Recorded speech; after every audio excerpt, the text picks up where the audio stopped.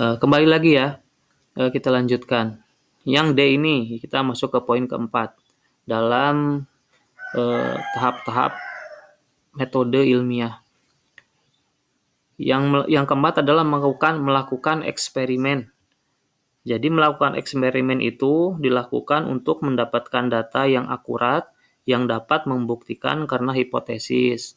Jadi setelah kita melakukan penelitian, kita sudah bisa memprediksi atau kita membuat kesimpulan.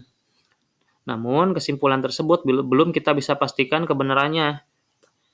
Kebenaran itu hasil eksperimen itu akan kita dapatkan hasilnya atau kebenarannya melakukan eksperimen.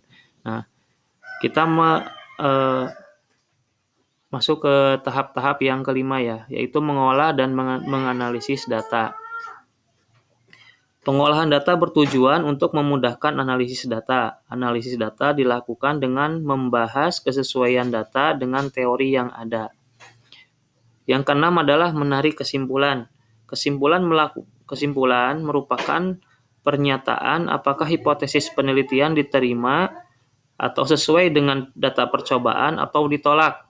Nah, maksud ditolak di sini adalah tidak sesuai dengan data percobaan. Nah, yang selanjutnya adalah sikap ilmiah. Di dalam melakukan penyelidikan IPA, seseorang harus menerapkan sikap ilmiah. Sikap ilmiah adalah sikap-sikap yang harus dimiliki oleh setiap ilmuwan dalam mempelajari dan menyelidiki suatu objek IPA. Di sini dapat dilihat beberapa sikap-sikap ilmiah, yaitu sebagai berikut. Nah, yang pertama adalah dapat membedakan antara fakta dan opini. Nah, bedanya fakta dan opini itu adalah kalau fakta itu sudah bisa dipastikan kebenarannya, sedangkan opini itu hanya sebatas praduga saja, hanya menduga-menduga gitu. Nah, yang kedua adalah berani dan santun dalam mengajukan pertanyaan dan argumentasi. Jadi kalau kita melakukan penelitian terus ada hal-hal yang masih kita rasakan menjadi tanda tanya, istilahnya ya, kita bisa mengajukan pertanyaan atau argumentasi. Argumentasi di sini adalah memberikan pendapat. Nah, yang ketiga adalah mengembangkan keingintahuan. Yang keempat adalah berpendapat secara ilmiah dan kritis. Nah, yang kelima adalah kepedulian terhadap lingkungan. Yang keenam adalah berani mengusulkan perbaikan dan bertanggung jawab terhadap usulan tersebut. Jadi kalau kita mau melakukan usul, kita harus bertanggung jawab mengenai usulan kita tersebut. Yang selanjutnya adalah bekerja sama dengan sesama ilmuwan yang lain. Nah, umpamanya setelah kita teliti, kita tidak bisa mendapatkan hasil penelitian sesuai yang kita harapkan. Jadi kita bisa meminta bantuan kepada ilmuwan lain untuk membantu tentang penelitian kita. Yang selanjutnya adalah jujur terhadap fakta. Maksudnya adalah apa yang dihasilkan dari penelitian kita, yaitu yang kita sampaikan.